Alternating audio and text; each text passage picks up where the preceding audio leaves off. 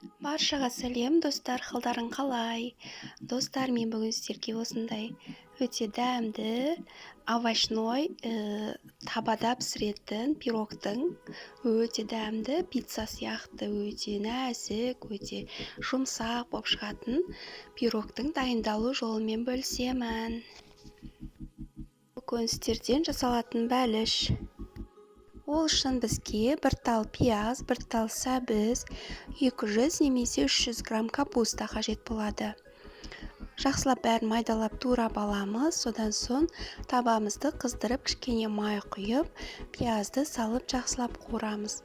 Пиязымызды салып қуырып, содан соң сәбізді салып қуырамыз. Сәбізіміз жұмсарып бастағанда капустамызды салып, тағда араластыра отырып, астын орташа отта қойып қуырамыз.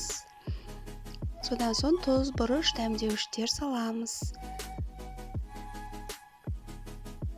Капустаны салғаннан кейін астын жай отқа қойып, ұзақ уақытқа қуырамыз. Қақпағын жауып, арасында араластырып тұрамыз. Міне осындай болып піседі.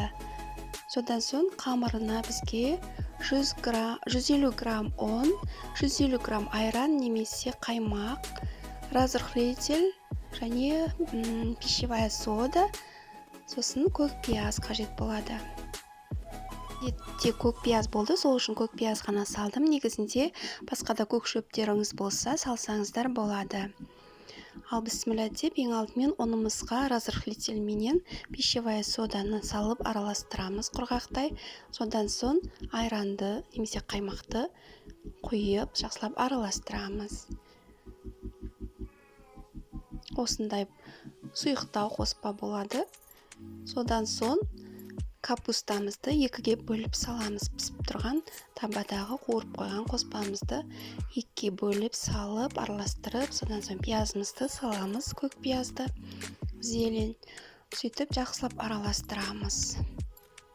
Өте оп-оңай, үйде бар нәрселермен жасалатын өте дәмді, өте тойымды, әрі тамақ болады, әрі нан болады.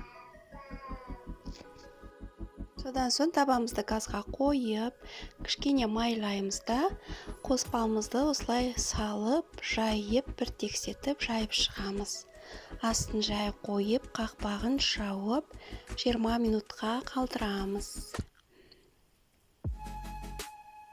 20 минуттан соң қақпағын ашып, бетін ұстап көреміз. Егер беті құрғақ болса, онда аудара беруге болады.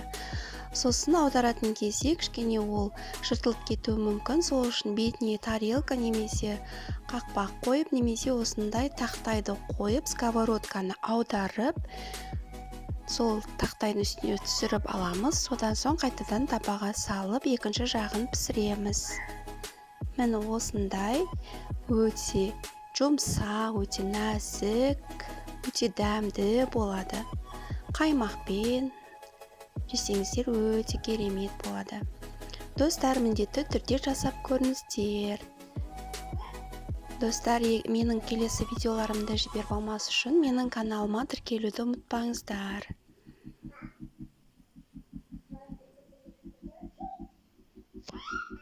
Достар, мені қолдағыларыңыз келсе, лайк басып, комментарий жаза кетіңіздер.